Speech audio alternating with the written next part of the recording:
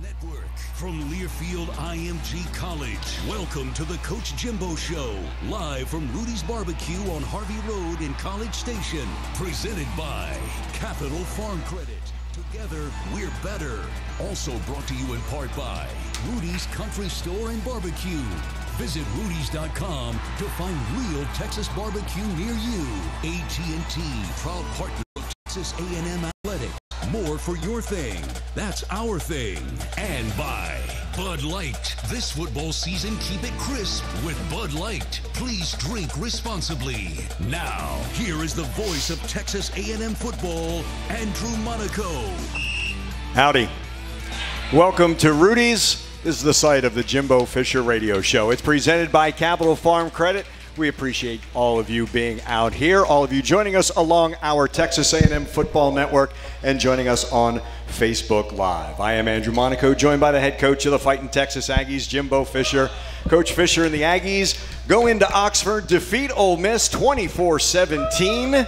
Get that victory, an SEC road victory sure is sweet. Yeah, it was. It always was. And playing on the road, adversity, a lot of young guys, and things weren't going well at times. Those guys still made things happen on offense, defense, special teams, turned it around, really played well down the stretch, and did the things you had to do to be successful. The unfortunate part, like you said, playing the young guys, you're getting dinged as the week is going, but was it 7 freshmen? Yeah. We're playing in that. And no, there's more than that. We're playing a lot more than that, but I mean, there's 7 started 7, and, played more than that. And what we're doing and playing significant roles. And offensively, our players of the game were both true freshmen, 28 and 85. That was our offensive players of the game. Yeah. Both were true freshmen. And big plays in the game. You know, Brian Williams and those guys in the secondary getting a lot of their first action and playing and doing things. So just keep bringing those guys along. That's why I say your depth, you never have enough depth. Right. And, you know, here we are halfway through the season. They're gaining that experience now. They know what an SEC Saturday is like, yeah, they are. And you got to go out there and experience that thing, whether it's just on special teams. Every 10, 12 play, you know, you just get 10, 12 plays a game. You think, well, yes, it is. It breaks that momentum and that monotony and understanding what it's like on the field. What do I got to do? What do I got to prepare? And you gain confidence and just keep inching them in a little bit by a little bit. Sometimes, like you say, you got to make sure you're putting them in positions to be successful when they're young because you don't want to destroy their confidence. But then sometimes you have to. But mandatory with injuries and things, they get put in some really, really tough situations. But you know, it's amazing how how resilient they are and how they play. You talked about Isaiah and about Jalen Weidemeyer and key plays and Jalen. I'm going to use the word comfortable. They look more comfortable, Jimbo. Oh, they do. Well, they're getting better. I mean, they understand what they're doing, how to do it, why they're doing it, when what to expect. The game is the more you play, the more it slows down. And then it's like anything in business. You understand how to do it, and you get better at it, and you start realizing, hey, you know, I can really do this, and I can really be a good player. And it's not that I make plays and all of a sudden, I can make big plays. I can do this consistently. I can do it over and over. And you know, that's just the way you get there is experience, and it just takes a little bit of time with some of those guys, but just keep giving it bats. There's some really, really talented young players in there. He had the 22-yard touchdown, which really clinched it, seemed to be the difference. When he gets around that goal line, it's almost no stopping. Yeah, Spiller does a good job. He's strong, he's big, he's deceptively big. He has good power, and he's learning to learning to lower his pads. He got caught a couple times the other night with pads were high. He was looking past things, but learning to run with better pad level, learning to explode into blockers, how to take on tacklers, and the things he's doing, and he's doing a much better job in pass blocking. He is Jimbo Fisher. He's the head coach of the Fighting Texas Aggies. They're coming off the win at Ole Miss 24-17 with Mississippi State straight ahead for us. We'll review more from that win at Ole Miss, and we will preview Mississippi State throughout this hour. We have your questions as well. We're so glad you're with us. We will take our first break. First, I'll tell you AT&T is a proud partner of Texas A&M Athletics. More for your thing, that's our thing. Come on back to the Jimbo Fisher Radio Show. It's presented by Capital Farm Credit from Rudy's, 504 Harvey Road here in College Station. This is Aggie Football from Learfield IMG College.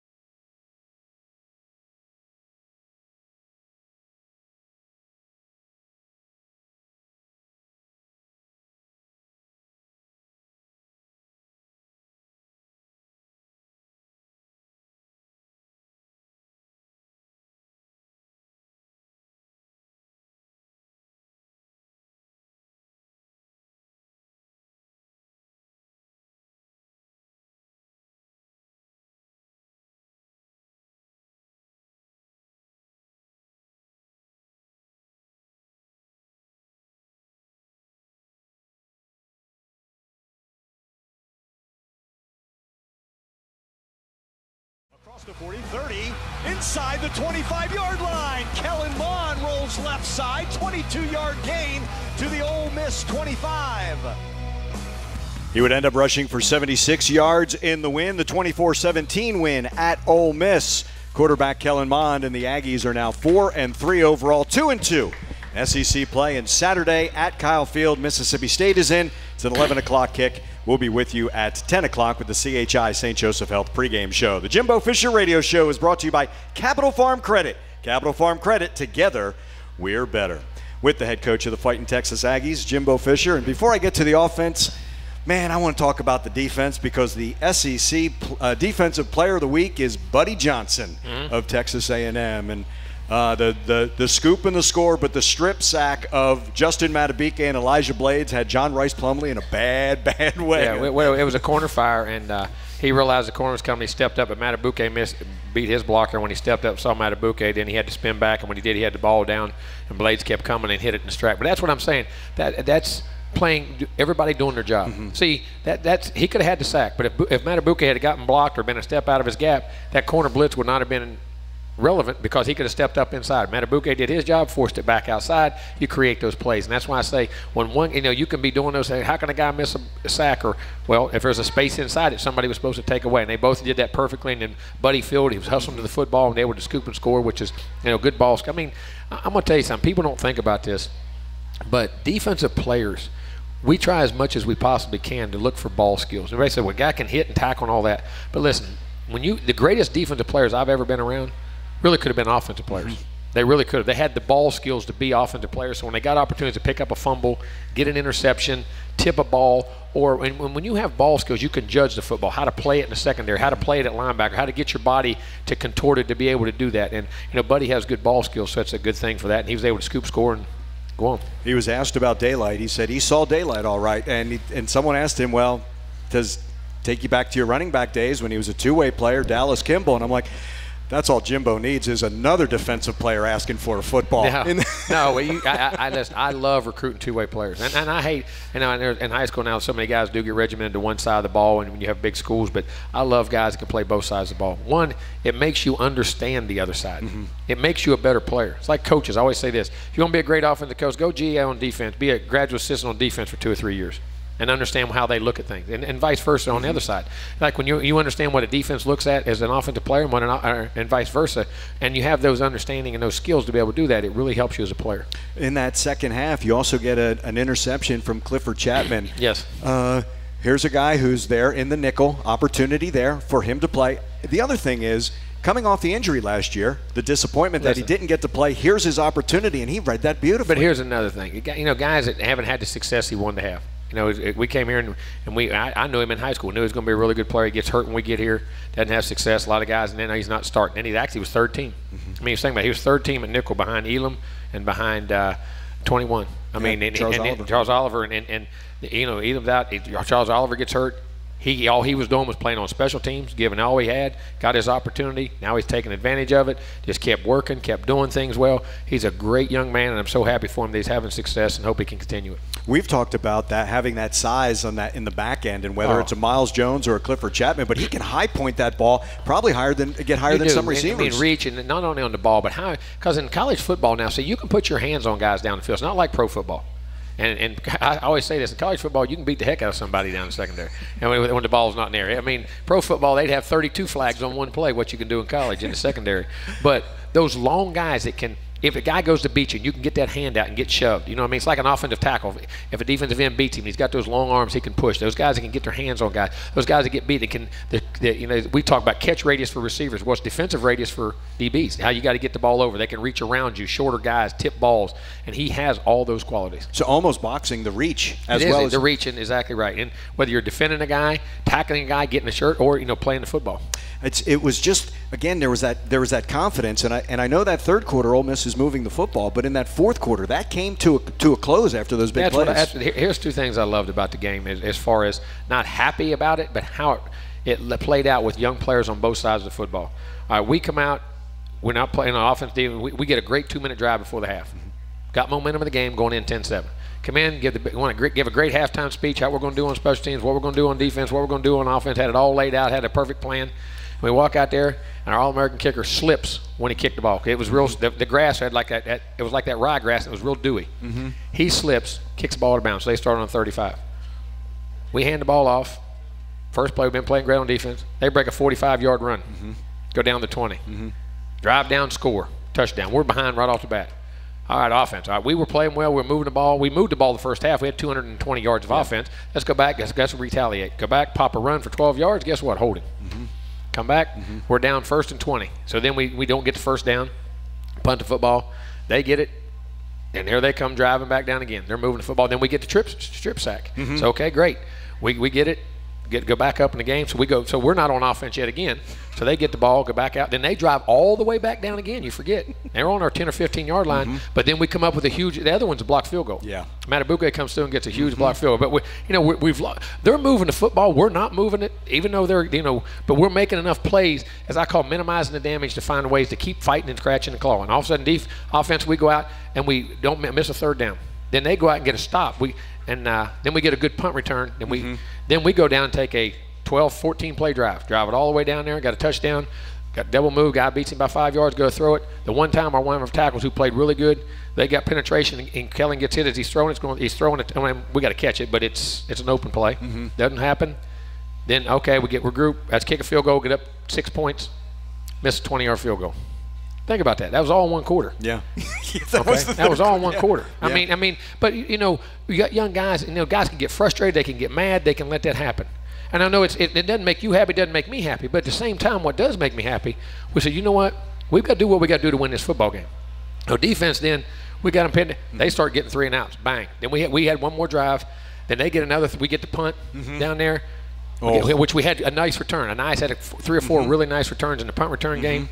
We get that stopped. We come back, and then we take a 14-play drive again, or something, 12, 14-play drive, and run it. We get a penalty in it, but Kellen overcomes a quarterback draw. Then we have some RPOs. He runs a draw and a pass option.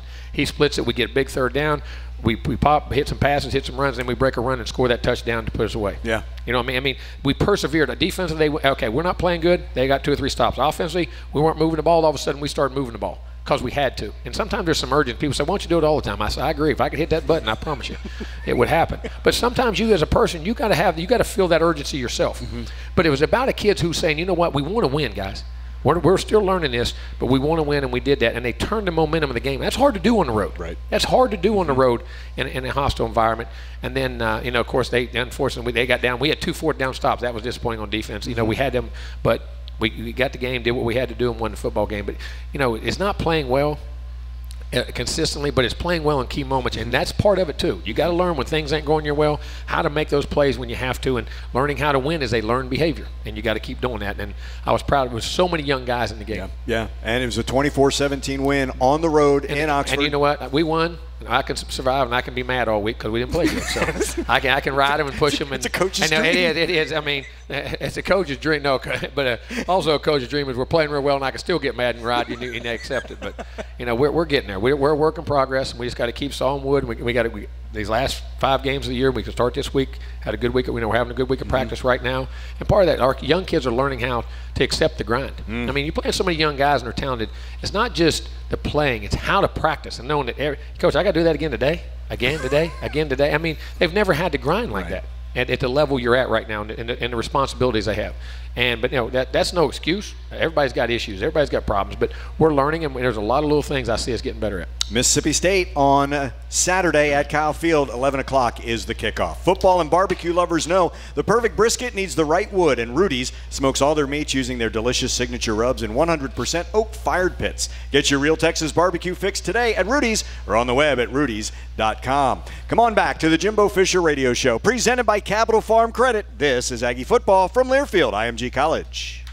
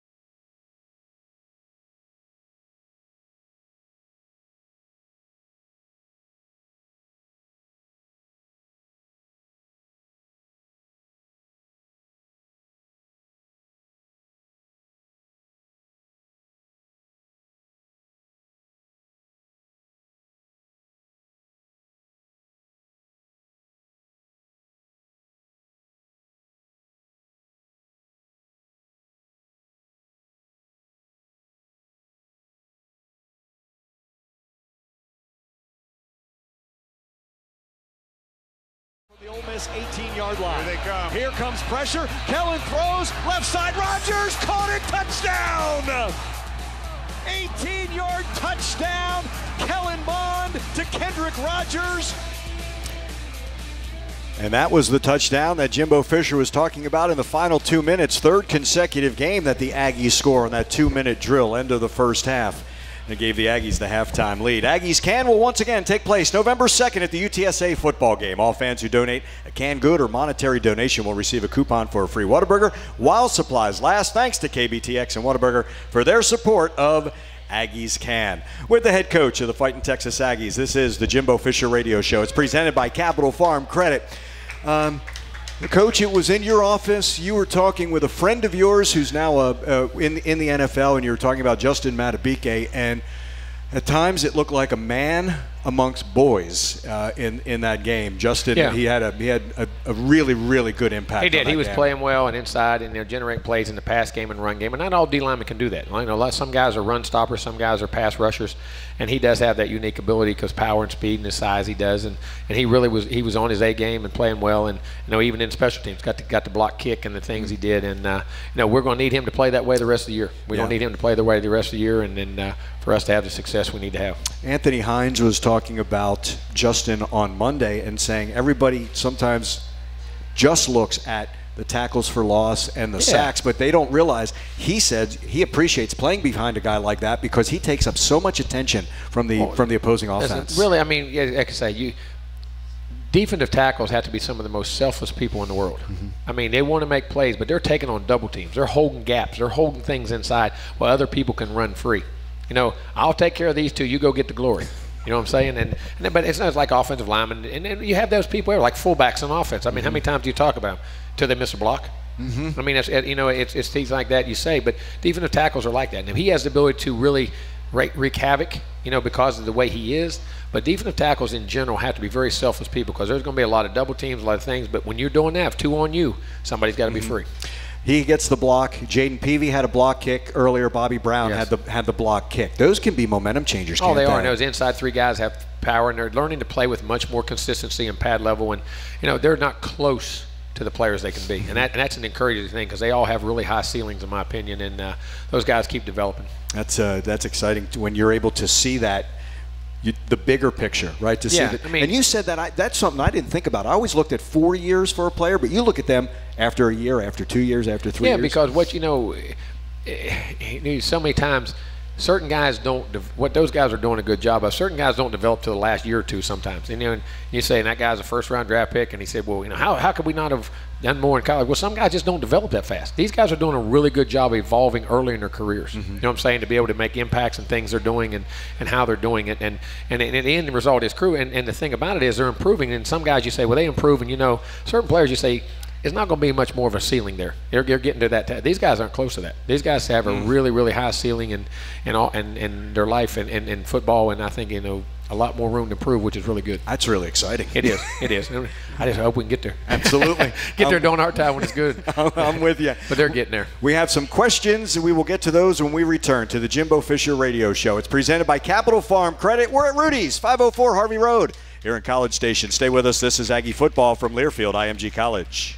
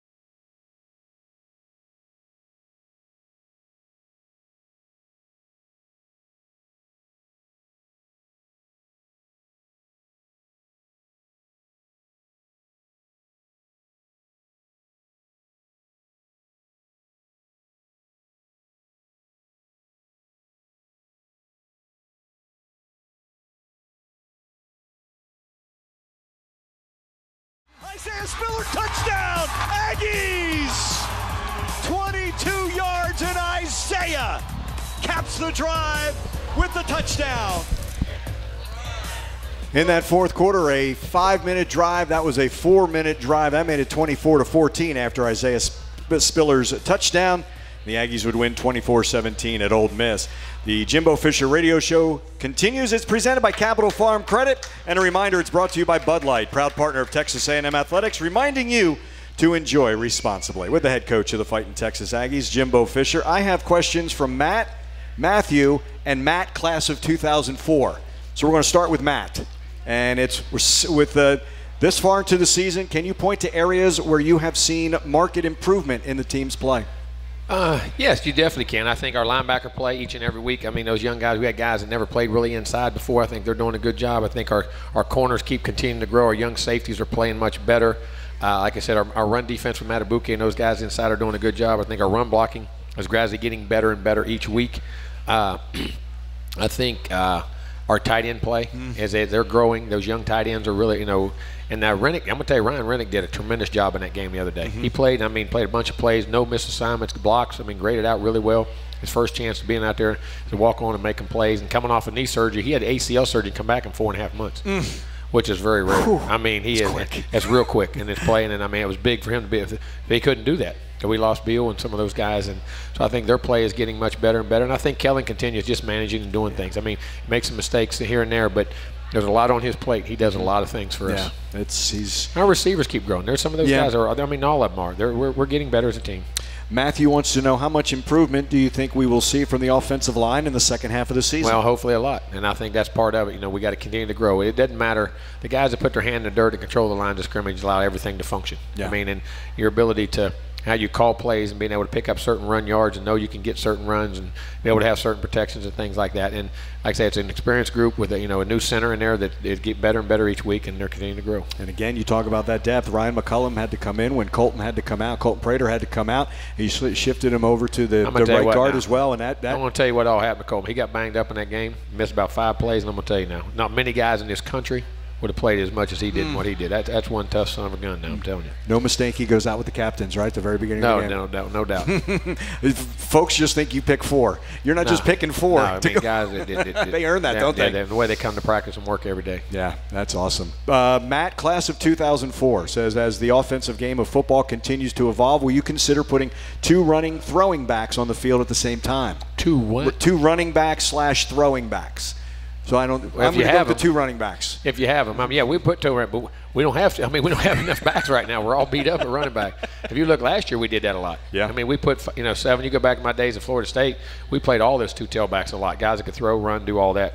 And as we build the depth of this team and the injury, we get over the injuries and things, we do that. But I love putting 2 backs on, and especially guys that can throw, run, do those kind of things, and flex out and run routes and do things like that. That's the kind of things we've always done in my offense for a long time. That's our offense and what we've done, even at Florida State here, LSU, wherever it may be, and those are things. But right now we're just a little limited with the numbers. You love backs who can block, catch, run. Right? You don't have to come off the field. You can run routes out of the backfield. You can match them up on backers. They can pass protect, and they can run the inside between the tackles and hit home.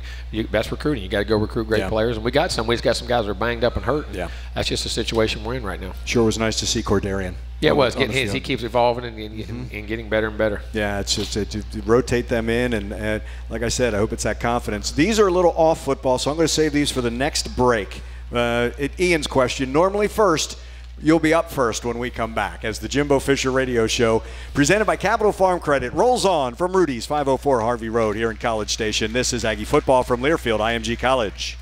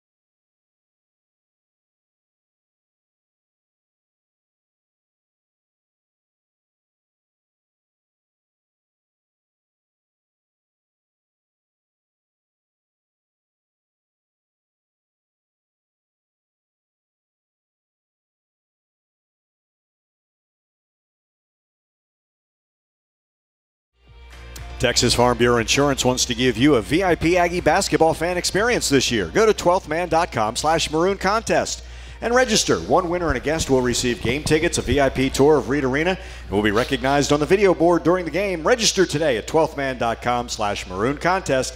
Texas Farm Bureau Insurance, proud partner of Texas A&M Athletics. A reminder, we begin the Buzz Williams radio show this Monday here at Rudy's. So I'm double dipping next week. I know where I'm eating next week. I have that. It's the Jimbo Fisher radio show. It's presented by Capital Farm Credit. We are at Rudy's, 504 Harvey Road here in College Station. We continue with the questions. Coach, this is from Ian, what are you most excited about for the future of college football? Most excited. He makes us think every week, doesn't he? No, I mean, when you say the most excited, I mean, there's a lot of things you're excited about, the evolution of the game and things that are going on, but the most excited, I think if we handle it the right way, that the way, I know some people, I believe that the kids will be compensated in a good way, that they can be helped and taken care of, and we can handle it, when we find that medium of how that is or whatever it is, to be able to do that, I think that's going to be a great experience for them. But I think it's also going to be a way in things you got to manage. You know what I'm saying, in different ways and how they're going to do it. And that's why I'm anxious to see that. But I think just the evolution of the game in general. I mean, I think it has. I think it's becoming a fun game to watch. I think it's still America's game. I still think the passion for college football is different than it is everywhere else. Yeah. And I think that's as much as anything, that this passion of the game just keeps growing and growing and growing. Have you always had that thrill going out on the field, whether it's at Kyle, Campbell, whether it was at LSU, whether it was at Auburn, where you were? You're so blessed to be able to do something that you truly love to do. I've said this all the time. I mean, we do work sometimes 14, 16, 18 hours a day. But I've always said I've never had a job. I mean, I love, even when I'm mad and I'm upset and things aren't going well and you're mad at us and everybody's mad at us and everything's going on, but it's still what I love to do. I mean, everything in life is tough. Everything is challenging. Everything, winning and building and doing things, all that's hard. That's part of it. But I love going to work every day. I love being part of that. I just enjoy it. I have asked you this before, and I'll ask you again. When your former players come back and call you coach, right? They don't. Or Jimbo? Yeah, I don't make them do that. Sometimes just call me Jimbo. It don't matter to me. That doesn't, because I always say, people say, why don't you make them call you coach? I said, well, you can say coach with disrespect, or you can say Jimbo with disrespect. I mean, it's how you talk and the way you respect of what you say. You know what I'm saying? Yeah. And like I say, I don't make them, listen, when they know we're in charge but at the same time, we're all human beings. You know what I'm saying? But it is when they come back and say that, Coach, I understand now. And sometimes guys you've got to know, some of the guys I'm the closest to now were some of the guys I was the hardest on the whole time. I mean the hardest.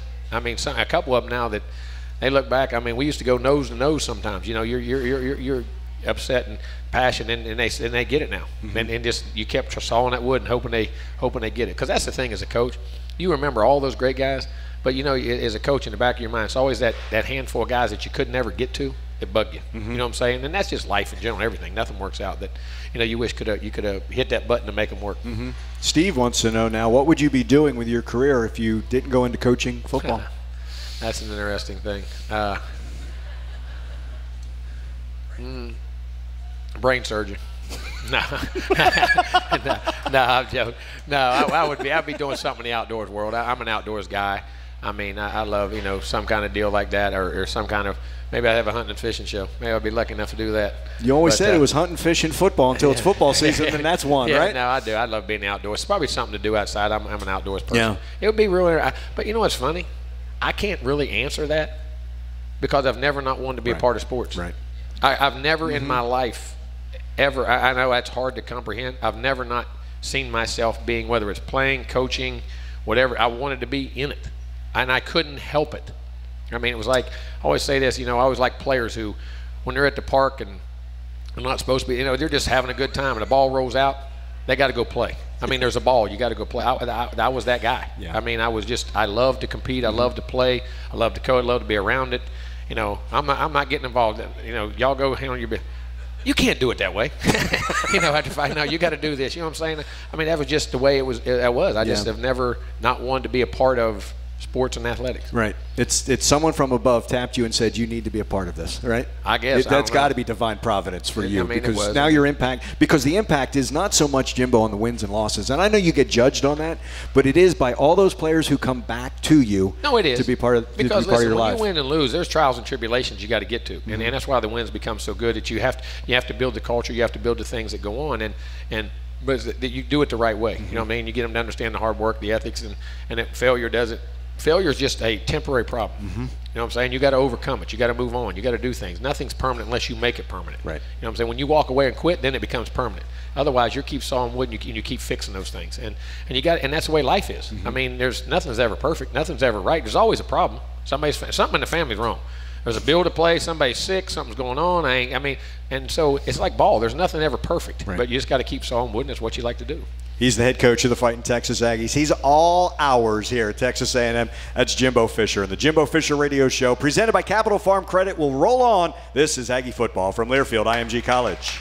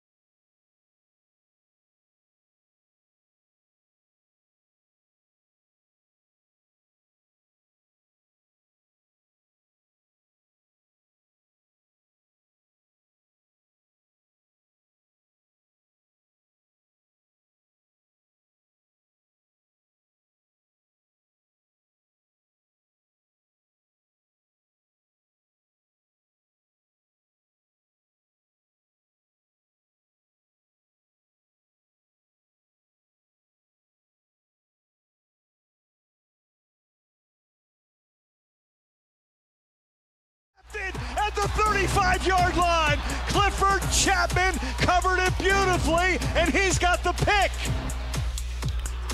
That interception by Clifford Chapman, part of the Aggies' 24-17 win over Ole Miss last Saturday. Mississippi State comes into Kyle Field this Saturday, 11 o'clock, for the kick between the Aggies and Mississippi State. Gritty is an absolute game-changing provider of electricity. They're giving Texans access to wholesale electricity with no markups, all for a membership of just $9.99 a month.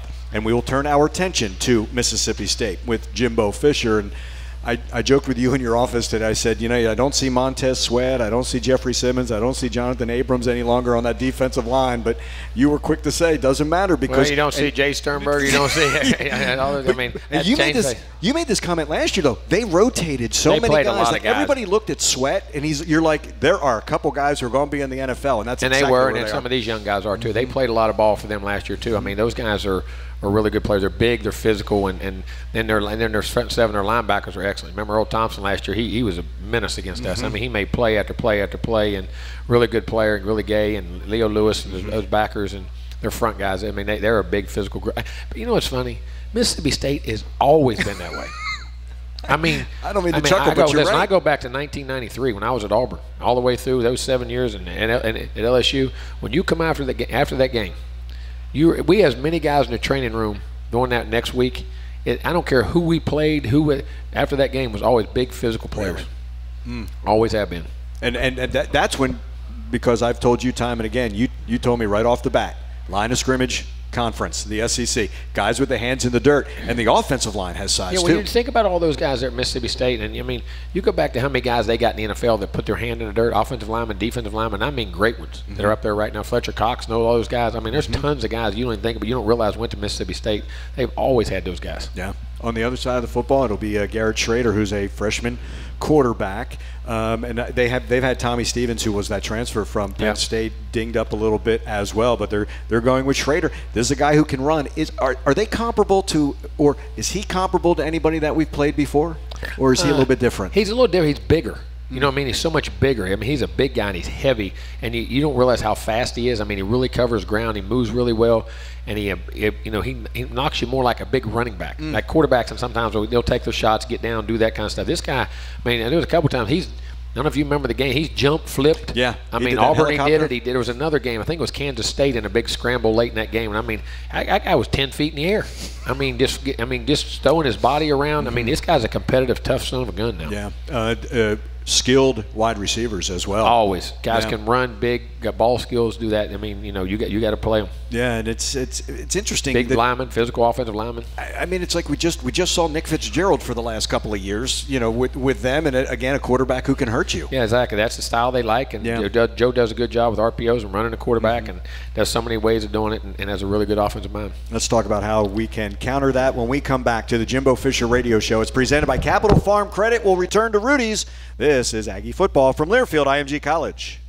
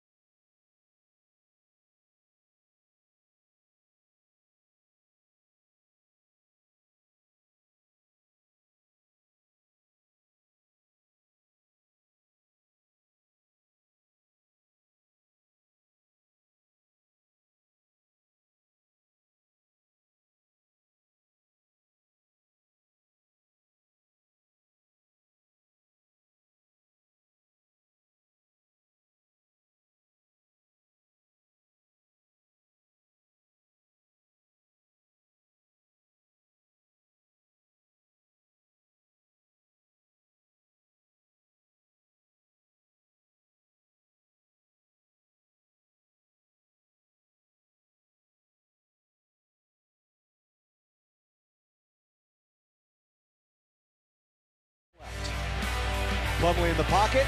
He is being chased. He ran right into Elijah Blades, and they lost the football. Aggies running the other way. He lost the football, racing all the way into the end zone. Aggies touchdown, Buddy Johnson. 62 yards. The strip sack, the scoop, and the score. And the Aggies, the 24-17 win over Ole Miss. And wow. As I continue with Jimbo Fisher and the Jimbo Fisher Radio Show presented by Capital Farm Credit. Coach, Buddy said everybody else got credit except him. I am just enjoying watching the player and the person Buddy Johnson is becoming. For him, it was all about my team. It was about Justin making the play, Elijah making that play. But you know what that is? And people are excited about that. But what that tells you, he truly understands the game of football. You truly understand the game of football. Football is such a team. Those things wouldn't happen with that. Now, he's got to do his role and his part. But you understand, no matter how good my part is, if the other parts aren't there, the sum doesn't equal. Mm-hmm. It doesn't come up. And, it's fun to hear guys say that. And really, because, Buddy, certain guys say, well, and you can be around guys say, well, that's what they think they're supposed to say that. But how he says it, why it happened, you start to understand the whys of the game. He's maturing and understanding how important all of your teammates are. And sometimes when you're young, you really don't, because you're trying to just find your own way. Right. I got to be proved that I can play. I got to get my own deal. I got to, it's hard to understand the big picture. And then once you start to get it and you watch those guys grow and understand, oh yeah, I can do this when you do this and you do this and you do this and I do this, we can help each other. It's fun to watch. Can you explain to everyone the difference? He was an outside linebacker. Now he's an inside in the middle. What an adjustment that is. I'm gonna tell you, here's the best way to describe it. When you're an outside guy to an inside guy, if you put your back against the wall right there and say, okay, tell me what's going on in front of you, okay? You can put it there and you can kind of see. Then I'm gonna say, stand out in the middle and tell me everything that's going on everywhere. What I mean is, you're at a four-way traffic stop. Things are going here, this way, that way. When you're in the middle, there's the ability. There's an old adage: the more instinctive and intelligent you got to be, the closer you play the ball, because the multiplicity of things go up, and they're going in different directions and coming in different ways. When you're outside, doesn't mean you're not necessarily intelligent, but you don't have to learn as much because you're only seeing half of what you see, what the field is. And usually it's more athletic you go, the wider you go, because you're in space more. Mm-hmm. And then the other guys, but that's even changing too. But when you're in the middle of the field, you got to process. That's why people say, well, just put him in there at center. All right. Center is like quarterback. Go play middle linebacker. Go play safety. Mm-hmm. You know what I mean? Mm-hmm. He's an outside backer. He can run and tackle. Put him inside. Physically he can, but to be able to process that information and do things, man, that's an instinctive thing. You got to process it, know it, instinct. There's a lot goes on in the middle of the field. That is it's much easier to go inside to outside than outside to inside. Really? Oh, without a doubt, because what you're learning, if you have the physical skills, because it's not as hard assignment wise and the multiplicity of things that are happening to you, because things are coming in different directions. That much more in the middle of the field. That's hard to do inside. It's been a pleasure watching him, and again, he's the SEC Defensive Player of the Week is Buddy Johnson, back-to-back games with double figures in tackles. We'll come back, wrap up this edition of the Jimbo Fisher Radio Show. It's presented by Capital Farm Credit. Stay with us. This is Aggie Football from Learfield IMG College.